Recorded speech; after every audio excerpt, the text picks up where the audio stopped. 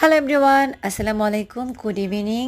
আমি আপনাদের সামনে নিয়ে এসেছি খুব কিউট কিউট ফিঙ্গার রিং, কানের দুল আর হাতের ব্রেসলাইট। এগুলো সবই মেয়েদের পছন্দের জিনিস। আর মামা নিয়ে বসে আছে ঢাকা আন্তর্জাতিক 29তম বাণিজ্য মেলায় 2025-এ। আর এই মামার দোকানে সব কিছুই কিন্তু ভালোই প্রাইস, সবগুলোই কিন্তু আচ্ছা। আর এখানে দেখতে পাচ্ছেন মামা কিন্তু নাগামরিচ দিয়ে ঝাল ঝাল করে বিক্রি করছে ফুচকা এবং বেলপুরি। আর কত সুন্দর করে দেখুন শশাকুচি করছে, এত এক্সপার্ট ওরা। যাই হোক, প্রাইসগুলো কিন্তু ঠিক আছে। ফুচকার প্লেট 40 টাকা করে, অ্যাজ ইউজুয়াল সব জায়গায় যেরকম। আর এখানে কিন্তু দেখতে পাচ্ছেন জুটের তৈরি সব কিছু।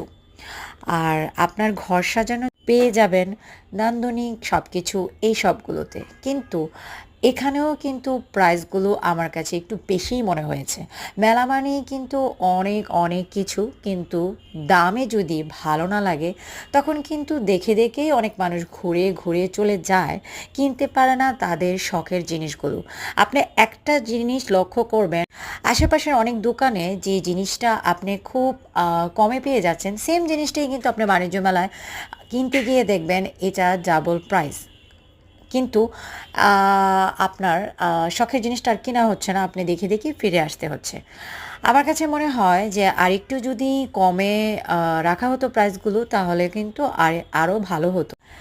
যাই হোক, বাণিজ্য বলে কথা, ব্যবসা তো করতেই হবে, তাই না? তো যাই হোক, অনেকের শখের জিনিস কিন্তু ৮০ তোলা দাম দিয়েই কিন্তু কিনে নিতে হয়। কিন্তু আমারও এরকম একটা ভাবনা ছিল, যে কোনো জিনিসই পছন্দ হলেই কিন্তু আমি কিনে নিয়ে নিতাম দাম দিয়েই। কিন্তু এখন আমি বুঝেছি ঘুরে ঘুরে যে আমার পাশে একটা দোকানেই সেম জিনিসটা বিক্রি করছে 150 টাকায়, কিন্তু বিক্রি করছে 300 থেকে 400 টাকা। এই কানের দুলগুলো কিন্তু 200 টাকা থেকে শুরু, এর ওপরে 500 টাকা পর্যন্ত আছে। কিন্তু সেম দুলগুলো আপনি কিন্তু নিউ মার্কেটে, মৌচাকে বা বড় বড় শপিং মলে পেয়ে যাবেন আরও কম দামে। যাই হোক, আমার কাছে দামগুলো একটু বেশি মনে হয়েছে। তো মেলায় গিয়ে আপনারা কিন্তু ট্রাই করতে পারেন, দেখতে পারেন, ভালো লাগলে কিনবেন। কিন্তু আমার কাছে মনে হয় সেম জিনিস যদি কমে পেয়ে যান, দাম দিয়ে না কিনাই ভালো।